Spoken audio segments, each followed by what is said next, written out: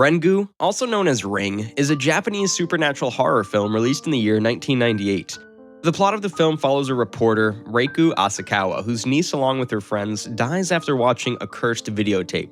Reiko, along with her ex-husband Ryuji, set out on a quest to investigate the mystery behind the videotape.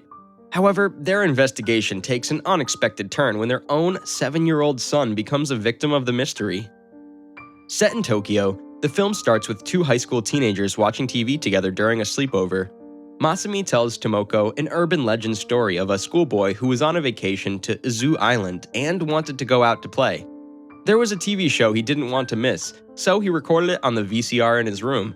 However, the channels in that region were not available as no station there used that channel, so the recording should have been blank. But later, when the boy played it back at home, there was a woman on the screen saying, "You will die in 1 week." The boy stopped the cursed tape, and then the phone rang saying, "You saw it." A week later, the boy died. Tomoko is bewildered to hear the story and confesses that she also saw a weird videotape last week with some of her other friends in the Izu Resort's cabin. However, seeing Masumi scared, she tells her that she's kidding. A moment later, she again takes back her statement and tells Masumi that her friend Awada made her watch the weird video, after which they received an inexplicable phone call. Masumi asks Tomoko to stop messing with her, and, all of a sudden, the phone starts ringing. Scared, the two of them run downstairs to receive the call, only to find out that it's a false alarm phone call. Tomoko is relieved to find out that it's her mother's call, informing her that she will be home late. Masumi then goes to use the restroom, leaving Tomoko in the kitchen. All of a sudden, the TV in the living room turns on by itself. Tomoko tries to check if someone is present, and out of nowhere, an unseen figure kills her. Tomoko's aunt, journalist Reiko Asakawa, soon starts investigating the case. She interviews Tomoko's classmates and finds out about the legend in which, after watching the cursed videotape, the individual dies within 7 days. Later, Reiku's assistant tells her a story of a pop idol who killed herself and the people saw her ghost on TV. Reiko does not take this story seriously and tells him that according to her research, the legend is related to Izu Pacific Land Resort. Soon enough, Reiko reads the newspaper and finds out about the death of a teenage couple in a parked car. She seeks help from her colleague Okazaki to find the location of the high school where the kids died. After pulling an all-nighter, Reiko returns home to her son Yoichi. She quickly gets ready for Tomoko's funeral. Upon arriving there, Reiko meets her relative who asks her the reason for Tomoko's death, suspecting that something terrible went down as the coffin is closed. Yoichi goes into Tomoko's room and strangely stares at her things. Reiko tracks him down there and sends him downstairs. Just then, she receives a call from Okazaki who informs her that he has found the name of the high school. Reiko goes to the high school where she discovers that the three friends who watched the tape with Tomoko died at the same time as her. Moreover, Masumi, who was at Tomoko's house at the time of her death, went crazy and was admitted to a hospital. Reiko watches the footage of the other three friends and finds out their hearts simply stopped when they were sitting in a parked car. She then goes to Tomoko's house to further investigate the matter. Tomoko's mother tells her that she found Tomoko's corpse in the closet in a dreadful condition. Later, Reiko sees Tomoko's photographs that have Tomoko and her friends' faces distorted. Through them, she finds out that Tomoko was at Izu Pacific Land Resort with her friends. She returns home and tells Yoichi that she will be home late at night. Yoichi questions her about Tomoko's death and the cursed video she watched. Reiko is shocked to know that her little son is aware of the videotape. She strictly forbids him from talking about it in school. Reiko then visits Izu Pacific Land Resort, where the four friends were staying. She searches the cabin and turns on the TV. Later, she goes to the receptionist and shows him the photograph of Tomoko's group, asking him if he knows any information about something unusual. While the receptionist checks into his data, Reiko notices an unmarked videotape on the shelf. She quickly grabs it and plays it on the cabin's VCR. The videotape contains transitory, unconnected scenes with screeching sounds and ends with a shot of a well. After watching the tape, Reiko thinks that she saw a ghost and she attempts to run away. Just then, she receives a foreboding phone call that emits the screeching sounds from the tape. Scared that she's been cursed, Reiko calls her ex-husband Ryuji Takayama to help her. When Ryuji arrives, Reiko asks him to take her photo from the camera. Ryuji does as told and hands the photo to Reiko. Scared, she looks at it only to discover her face distorted. Ryuji decides to watch the videotape himself. When he plays it, Reiko steps out to the balcony. A moment later, Ryuji calls her in, telling her that he finished watching the tape and did not receive any phone call. However, he agrees to help and asks Reiko to make a copy of the tape so he can observe it properly. In the office, Reiko gets a list of the Izu Resort Bureau to further investigate the situation. Meanwhile, a girl approaches Ryuji while he's sitting on a road bench asking him if he was the one who did it. Suddenly, the girl disappears in thin air, leaving Ryuji startled.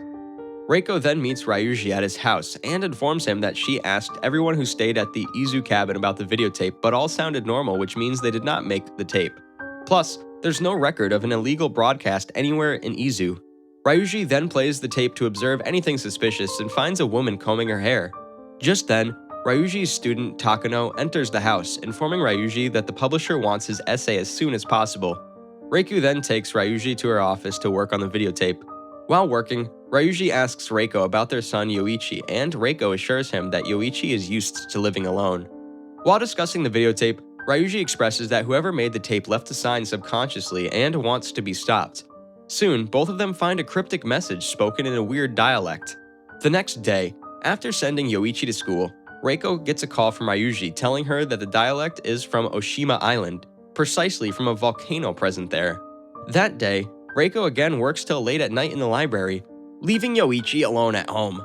Ryuji then asks Reiko to connect him to the Oshima Bureau. When Reiko asks him why he's cutting her out of the investigation, he bluntly tells her that she only has 4 days left, which she must spend with their son Yoichi. The next morning, Reiko takes Yoichi to her father's house so she can investigate the case properly. The entire day, Yoichi enjoys fishing with his grandfather. At night, Reiko gets a call from Ryuji who tells her about Yamamura Shizuko, a woman from Oshima Island who predicted the eruption of the volcano. She's the same woman who is in the videotape, and she threw herself into the volcano 40 years ago. Ryuji tells her that he will be going to Oshima Island tomorrow morning. After the phone call, Reiko's father suspects that his daughter is worried. He asks her if something is wrong, but Reiko does not tell him anything.